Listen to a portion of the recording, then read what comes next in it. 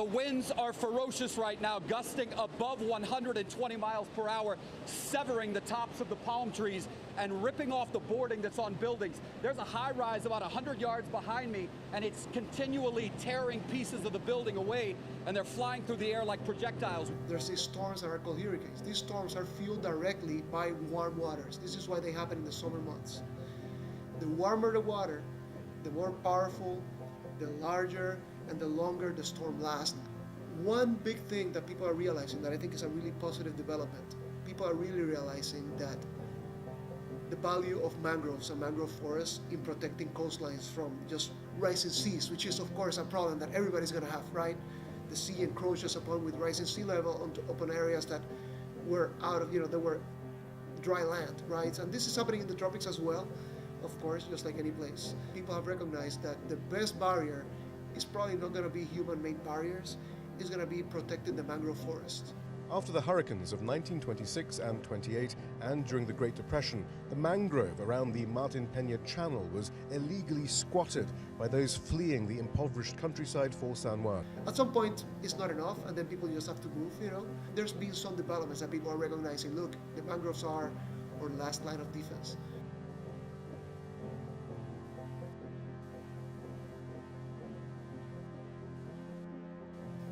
These 800, 900 people that fish for a living commercially, first of all, they impact the livelihoods of many more people that participate in the chain of economic transactions related to fishing. And then fishing is really important to them because it allows them to go from job to job, or to even, quit a job in which the conditions are not very good because they know how to fish. Remember, these are rural people that tend to be relatively poor or relatively not have a lot of access to resources, relatively not access to a lot of political power. It enables them to be strategic. But when things go bad, then they can fall back on fishing.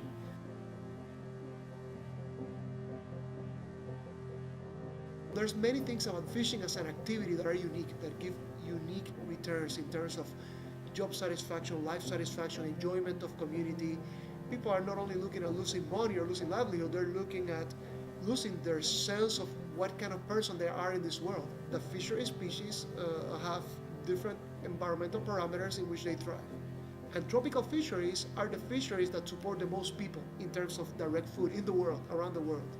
So, and certain fishery species that are important economically, with climate change, let's just say a change in the temperature of the water, suddenly this water is not going to be friendly to this particular species. The species is either going to die out or they're going to move somewhere else.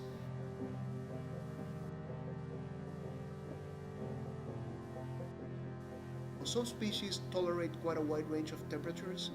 Some of the species tolerate less ranges of temperatures. They're more narrow in their preference or what they can tolerate. We are seeing this here probably with lobster fishing, in which lobsters like cold water, relatively colder water, and as Narragansett Bay and the coastal areas around here get warmer and warmer, there's already some indication that the lobsters might be moving north.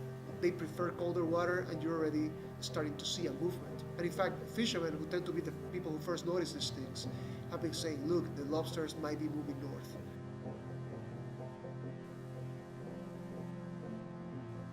Social justice issues are very similar. For example, gentrification, which is rich people moving to coastal areas for enjoyment, sometimes pushes fishermen in Puerto Rico and in Rhode Island to areas that are more low-lying.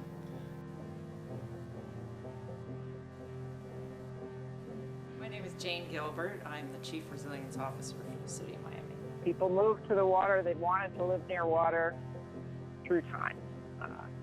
Cities were settled on rivers and waterfront because people like the water. Because it's so high valued, the people who live on the waterfront can afford to raise their property, raise their seawall, raise their house. It's happened before. This was once the low-income neighborhood of Tokyo in San Juan. Situated near a waterway, authorities evicted the residents, claiming it wasn't feasible to live on a floodplain. However, the city then built expensive housing, office blocks, and the Puerto Rico Coliseum on the same land. What's going to happen is the poor people are going to have to leave. They don't have money to rebuild. But rich developers, they have their own money. They can come and build stuff. It's well documented that after Hurricane Katrina in New Orleans, developers swiftly moved in to evict low-income communities and replace them with hotels and expensive waterfront apartments.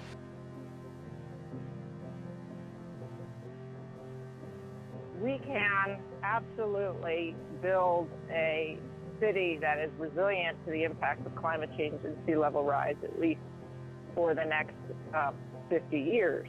And getting it right is both dependent on what we can do locally, but it is also somewhat dependent on national and international action.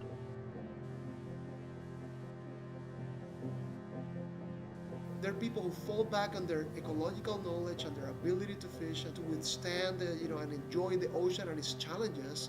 They fall back upon that. That's the way they make a living. This is how they, survive in this economic environment against forces that are tough to survive against.